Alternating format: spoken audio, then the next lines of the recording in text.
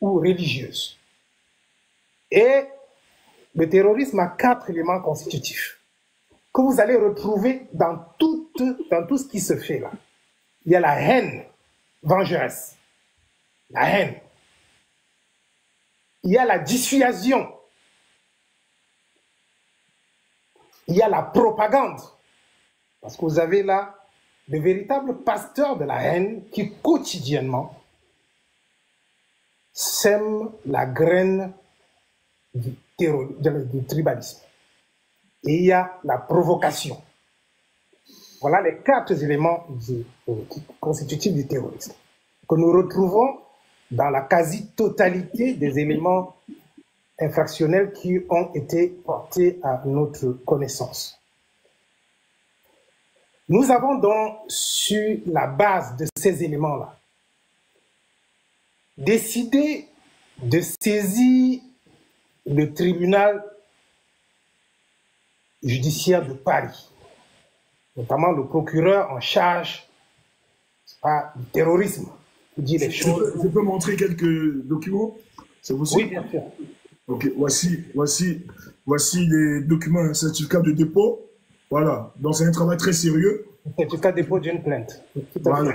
Voilà, donc je ne vais pas beaucoup plus montrer parce que je pense qu'il y a quand même, on ne doit pas sortir d'éléments à l'intérieur. Mais là, voilà le certificat de dépôt de la plainte.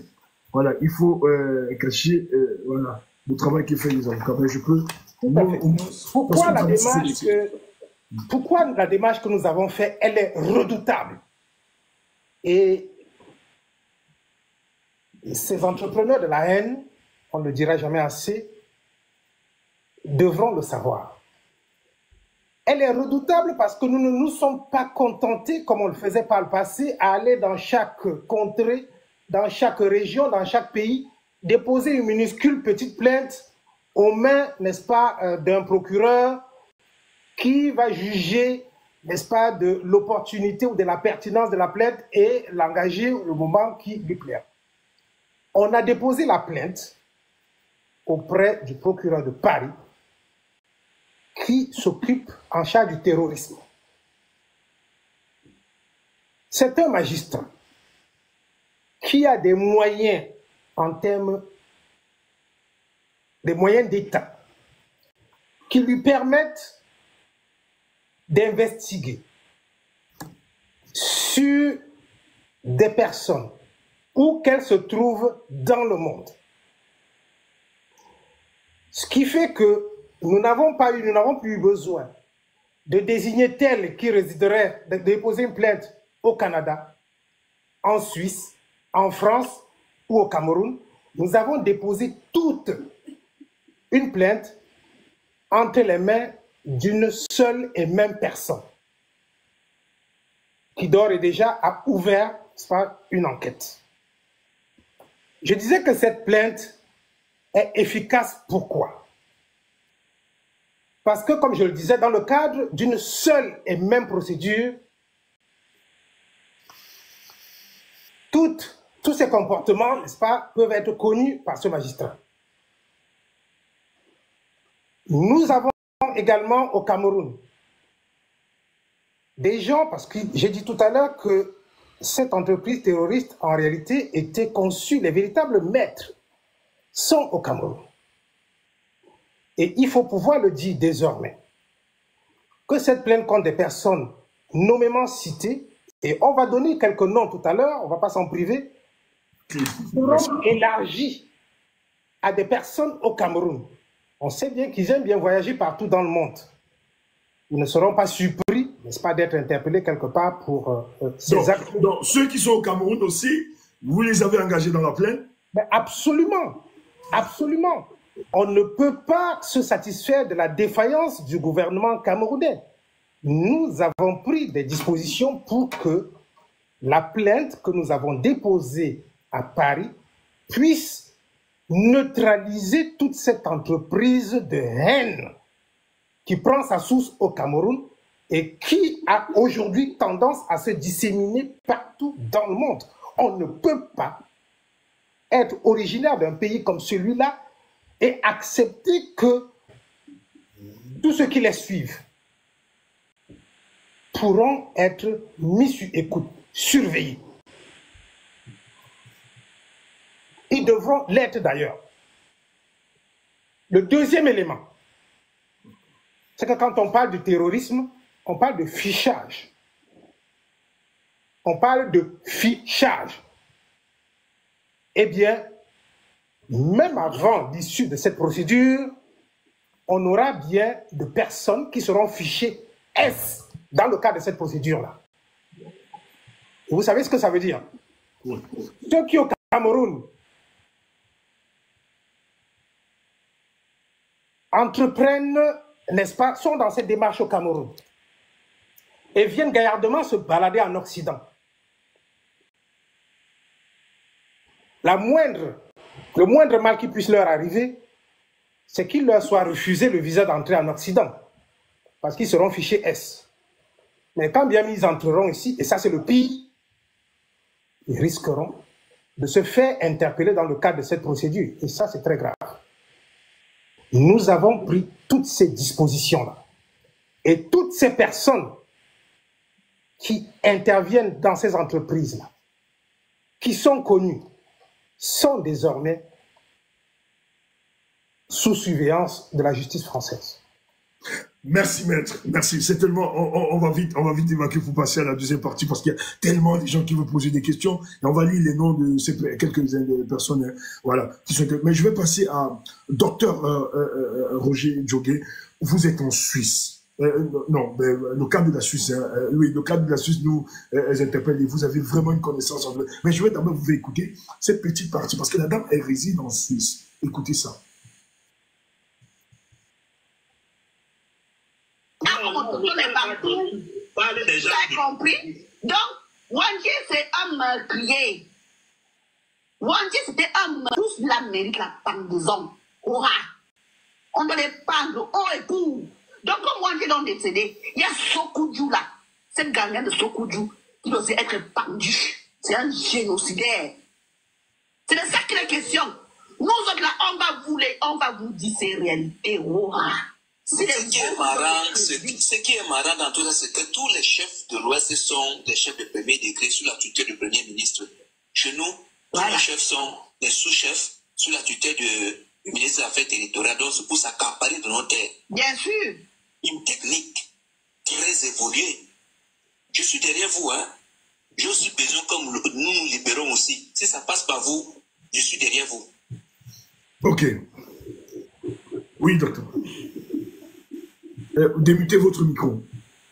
Maître Amidou, voilà. Non, ça ne donne pas encore. Démutez. Ouais. Appuyez sur...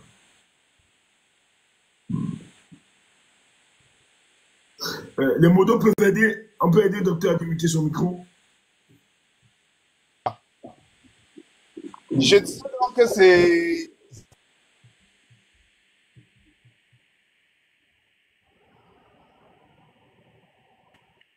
Le micro de Doc, Là, il est ouvert. Vous m'entendez? Oui, c'est bon. Voilà. Est-ce qu'on peut muter le micro de Maître Amédée?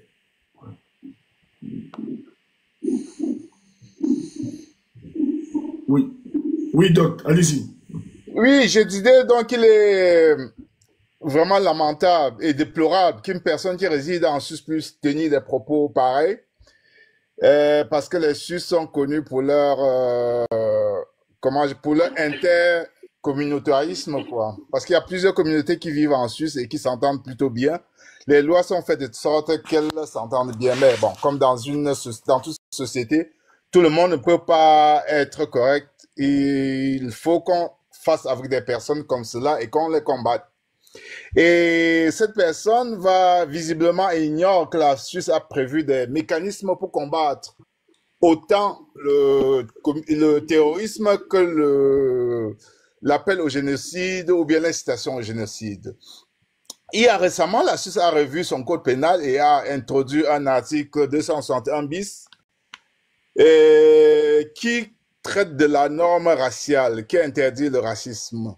Et les développements récents montrent que ce combat contre le racisme englobe tout ce qui peut être incitation à la haine raciale ou à la discrimination ethnique ou raciale.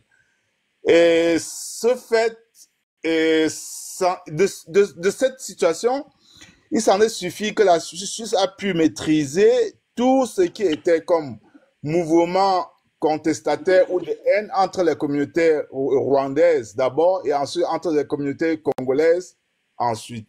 Donc, il est tout à fait possible que des propos comme ce qu'on vient d'entendre soient punis, ne serait-ce que sur la base de la norme raciale du code pénal, de la 261 bis du code pénal. Il reste aussi que le tribunal, le procureur du tribunal de Paris qui a été saisi, il est tout à fait compétent pour poursuivre quelqu'un qui réside en Suisse. Il y a ce qu'on appelle la coopération judiciaire internationale et ça joue très bien entre la Suisse et la France. Donc cette personne n'est pas du tout à l'abri et je pense que elle ferait bien de se préparer. Et d'où la dimension réellement pédagogique de notre action, parce que le but est là, c'est-à-dire apprendre aux gens à se tenir, apprendre aux gens qu'ils risquent des poursuites pénales à cause des paroles et à cause même du simple fait de partager des propos racistes, soit par écrit, soit en audio. Donc, de ce fait, notre action tombe à point nommé, en fait. Et il faudrait que les gens savent qu'ils ne sont pas à l'abri de toute poursuite éventuelle. Merci. Merci, c'est intéressant. Mais vous me permettez, on va passer à la deuxième phase directement pour ceux qui ont des questions, hein, parce qu'on va déjà aller vers... il faut justement conclure. Voilà, mais il y a des gens qui ont des questions qui vont monter, dont les modos vont faire monter ces personnes tout à l'heure. Mais je veux, maître, est-ce que je peux lire le serait le certificat de dépôt? Non? Oui, maître. Est-ce que c'est... Sur la procédure, on n'a pas tout dit, hein. Il y a... Oui, non, il n'y a pas de souci. Moi, je me disais, parce que les gens ont des questions, et peut-être ça peut, pour passer à la deuxième phase, comme ça, les gens vont vous relancer, vous allez, c'est parce que je suis convaincu que ça peut aller. Mais sinon, si vous voulez qu'on continue justement dans cette procédure, maître Modiki, oui, peut aussi se prononcer. Mais est-ce que je peux lire, c'est possible pour moi, de lire le certificat de dépôt? Moi, je ne sais pas. Oui, bien sûr, bien sûr. Ok. Cour d'appel de Paris, tribunal. Bon, je présente déjà le document et quelques noms. Hein. Cour d'appel de Paris, tribunal judiciaire de Paris, service du procureur de la République, numéro paquet identifiant justice. Je ne sais pas si je dois lire ça, ces informations. Réseau Respondere Avocatis, certificat de dépôt de plainte. Le procureur de la République près du tribunal judiciaire de Paris certifie par la présente que Réseau Respondere Avocatus a déposé plainte contre Sopo Agnès, mise en cause, Compesato, Paulette Patience, mise en cause, celle de la Suisse, King Kong Yan, mise en cause, Ben Figeron, celui de l'Allemagne, là, qui est appelé chez Marcel de Pebamliké, Zambobina Gaston Roland, mise en cause, Aïssi Tchogo Penseur, mise en cause, Monde United, nous avons Dr Afana, en bas, Général Bangando, ceux du pays, Eline Lobé, et on a mis, il y a X mise en cause. Cette plainte a été enregistrée au parquet du tribunal judiciaire de Paris sous le numéro de parquet 2508 70 00 678. Vous pouvez connaître à tout moment l'état d'avancement du dossier en ligne depuis votre espace personnel. Pour plus d'informations, rendez-vous sur le site du dossier et adressez-vous à l'accueil de votre juridiction. Fait au parquet le 28 mars 2025, le procureur de la République. Donc, sa signature mentionnée. Moi, je rappelle que c'est un scam que j'ai reçu. Hein. Donc, je l'ai... Voilà. Bon, voici pour la plainte. C'est ça. Voilà les documents. C'est bon. Oui, maître Hugo Modiki, vous avez...